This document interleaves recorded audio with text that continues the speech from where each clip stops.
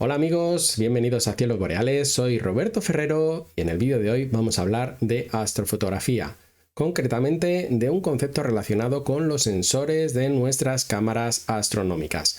Estoy hablando del Global Shutter o obturador global, que es un concepto que está apareciendo en algunas cámaras orientadas a astrofotografía planetaria recientemente. Concretamente vamos a hablar de un modelo de QHI que acaba de salir, pero que no es tecnología reciente. Esto es bastante antiguo. Se realizaba o se utilizaba antiguamente en las cámaras CCD y en las cámaras CMOS se utilizaba otra tecnología. Vamos a verlo, vamos a hablar sobre ello y vamos a ver qué ventajas y qué inconvenientes supone el utilizar Global Shutter. Vamos a ello.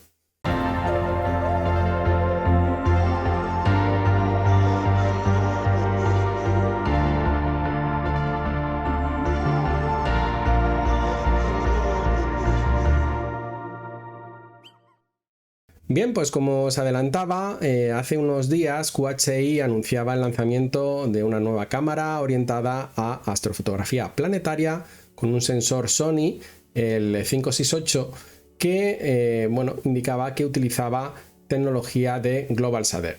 ¿Y qué es exactamente esto? ¿Qué es el Global Shutter o qué es el obturador global? Bueno, pues tenemos que remontarnos un poquito a cómo funcionaban antes las cámaras CCD antes de que aparecieran las cámaras CMOS, que son las que utilizamos a día de hoy mayoritariamente en nuestro hobby cuando realizamos astrofotografía. Como digo, hace unos años solamente había disponibles cámaras CCD que eran bastante caras. Eran cámaras pues que tenían una alta calidad, tenían una serie de ventajas, pero vamos, principalmente el modo de leer la información del sensor era un modo característico, un modo determinado, en el que toda la información de todos los píxeles se leían a la vez, ¿vale? Entonces, a día de hoy, por ejemplo, esta tecnología se sigue utilizando en cámaras, pues por ejemplo, las cámaras que retransmiten deportes, se siguen utilizando sensores CCD, pues por ejemplo, porque hay que seguir una bola de golf, imaginaros, o un balón de fútbol que va a bastante velocidad, pues requieren el uso de sensores que sean muy rápidos, pero que lean la información a la vez. ¿Por qué? Porque si no, se produce un efecto de distorsión de la imagen, ¿vale? Que es lo que ocurre en los sensores CMOS por naturaleza. Los sensores CMOS, a diferencia de los CCD, trabajan de una manera diferente, y es que la información se empieza a leer por líneas de arriba a abajo, ¿vale? Entonces, ¿qué ocurre? Que cuando llega la información del último píxel, hay una diferencia de tiempo con respecto al píxel inicial, al píxel superior izquierdo.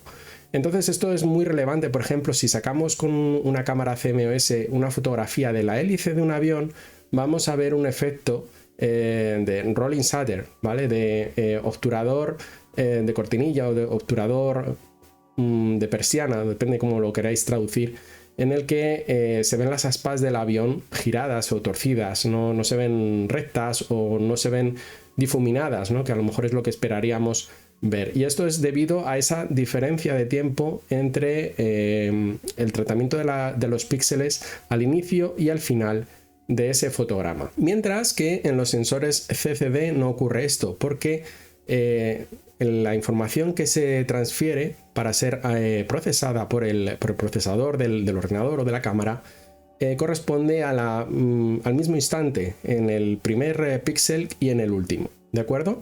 Entonces, ¿qué ventajas puede tener el utilizar el Global Shutter?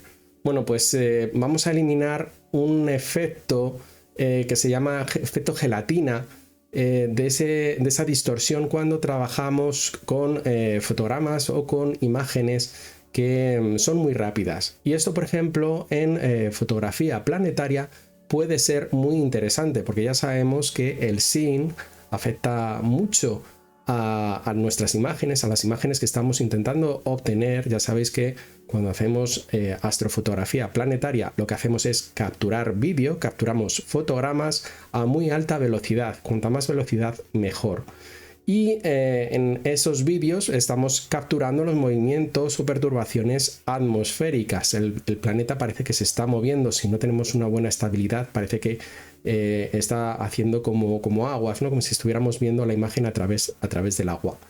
Bueno, pues en GlobalShutter es muy interesante por esto, porque al tratar la información de la primera línea y de la última en el mismo instante, vamos a evitar ese efecto gelatina. Pero esto no es nuevo. Esto, por ejemplo, en cámaras astronómicas, si bien las CMOS cuando salieron al mercado, que abarataron muchísimo las cámaras astronómicas, y de hecho por eso hemos visto esta revolución en los últimos años y esta democratización en la astrofotografía en los últimos años, pues es gracias a eso, a la implementación de sensores más baratos, más económicos, como han sido los CMOS, que al final se han comido el mercado y han prácticamente eliminado el mercado a las CCD, que eran cámaras muy buenas, pero eran cámaras muy caras. Entonces ya ha llegado un momento en que la tecnología CMOS ha avanzado tanto que en prestaciones casi están a la altura de las CCD, pero por mucho menos precio. Y de hecho ya están empezando a implementar, bueno, ya llevan tiempo implementando en algunos sensores CMOS esta tecnología de GlobalShutter. Así que ya veis que es una diferencia menos que hay en este tipo de sensores, los CMOS con respecto a los CCD. Entonces, como digo, ya desde el año 2016, por ejemplo, teníamos sensores como el 174, que vendía ZWO, QHI creo que también tenía alguno, que ya tenían GlobalShutter. Entonces, esta tecnología no es nueva, no es reciente, pero sí que vamos a empezar a verla cada vez más en cámaras destinadas a astrofotografía planetaria, así que tenéis que tener esto en cuenta. Las ventajas principales las vamos a notar sobre todo en astrofotografía solar, donde es bastante más complejo alcanzar el punto de enfoque óptimo, y en grandes campos, ¿vale? Cuando intentamos sacar una imagen completa del disco solar, o en imágenes lunares que requieren un campo bastante grande, pues ahí es donde más se nota las ventajas de utilizar GlobalShutter.